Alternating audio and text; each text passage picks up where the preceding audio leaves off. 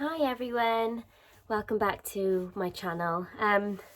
I wanted to speak about why I think that I have recovered from health anxiety, or at least how I'm now able to manage my health anxiety. And there's a few things that I think that happened that has led me to this place. So yeah, I just wanted to speak about it. So I think for me, what happened, and apologies if you already know this story, because many of you do, but I hit absolute rock bottom with my health anxiety. And when I mean rock bottom, I mean totally suicidal, hospitalized, the lot. Like, it got really, really bad. And after that absolutely horrendous experience where I genuinely thought I was losing my mind and I genuinely did not want to be here anymore, I didn't want to live, I was able to surrender. There was, without sounding too cheesy or cliche, but there was some real beauty that came out of that immense suffering. Because I had suffered for such a long time, and it just got to a point where my brain could not handle it anymore, and I became very, very unwell. And so when I hit that lowest place that I would not wish upon anybody, when I hit there, I didn't care about whatever cancer that I thought I had anymore. I didn't care about my symptoms anymore. I didn't care about anything. I completely surrendered to it. And I just thought, I give up. Enough. Like, I surrender. I accept. I don't want to do this anymore. And what happened was, with the love and care of my loved ones and the crisis team and my psychiatrist and everybody who were like literally my team, and they allowed me to get better, I just one day viewed it all differently. Having gone through that experience, I just thought, you know what?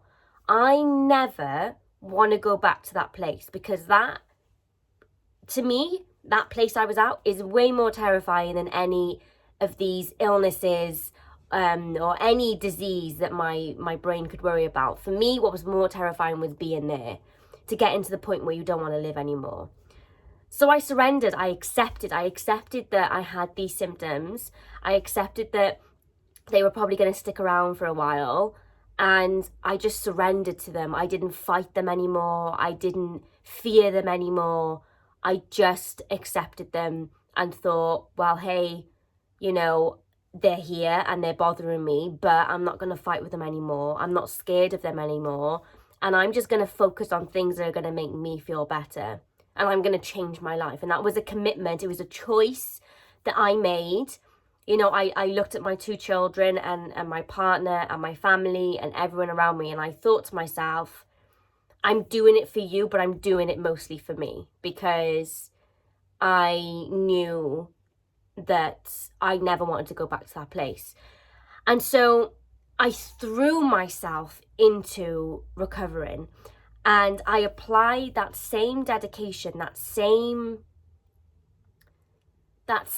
motivation, I suppose, that I would use, before with researching diseases and illness. Like I remember with every single one, let's just say it was when I thought I had a brain tumor, I would just be researching it for hours and days on end, and I would learn everything about it, and I would study it so much. I would know all about the treatments, all the symptoms, I'd know so much about it. And then I realized that the one thing that I never prioritized, the one thing that I never was motivated to try and change, or, I didn't have any dedication to, was my health anxiety.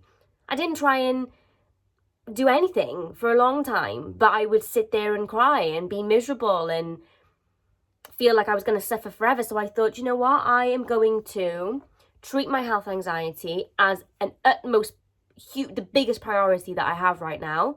Because if I don't, I could end up dead. And I'm not saying that to be dramatic or to try and make it sound, all exciting. I'm being deadly serious. It was going to kill me in the end. Like my brain couldn't handle it. And so I just realized that I did have an illness, and that illness was health anxiety, and I needed to accept that, and I needed to start to treat it. So I researched and researched and researched. I read every single self-help book. I read about health anxiety, how people have overcome it. I read inspirational stories. I implemented things into my day that I knew was going to help me. So I was meditating, I was drinking loads of water, I was getting serious about sleep hygiene, I was doing yoga, I completely changed my diet, I constantly had a to-do list, I was always distracted, I made sure that I did something each and every day that would bring me joy. I started to practice gratitude. There was so much that I did that I incorporated into my life that got me to this place now. And I have been good for 18 months.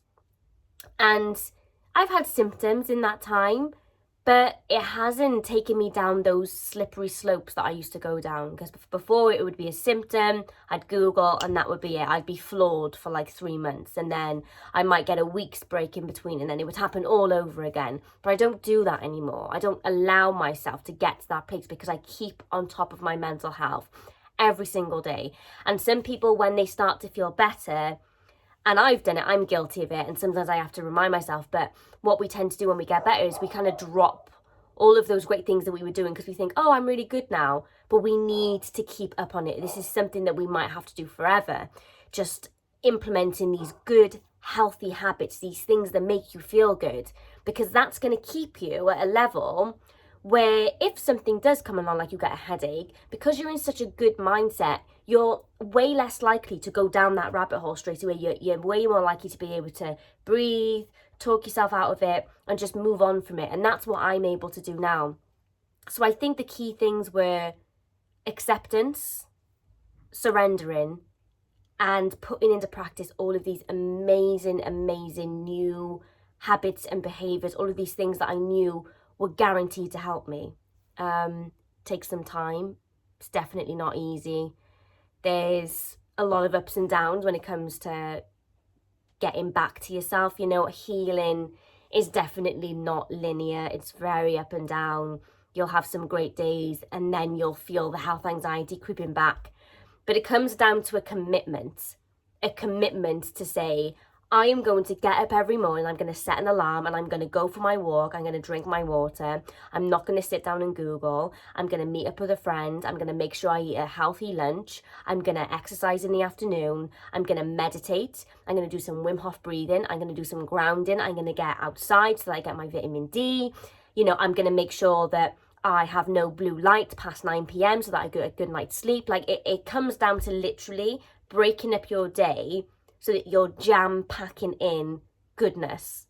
And I know that it's hard, because when you're in the absolute thick of it and you're so consumed with the health anxiety, you just want to give up, and sometimes you just want to lay there in your sadness. Like I used to do that a lot. I would just sit there and think my life is terrible, and it was all just very, very negative, intrusive thoughts. But I got to a point where, because I had hit rock bottom and I knew how bad the health anxiety was getting, it was a choice that I had to make. It was a priority. I had to make it a priority. It had to be the top thing on my list. Like, sod everything else. Like, if you want to be a good mum, if you want to be a good husband, wife, if you want to perform well at work, you need to prioritize your health anxiety, because if your anxiety is bad, you can't do any of those things properly or the way that you want to.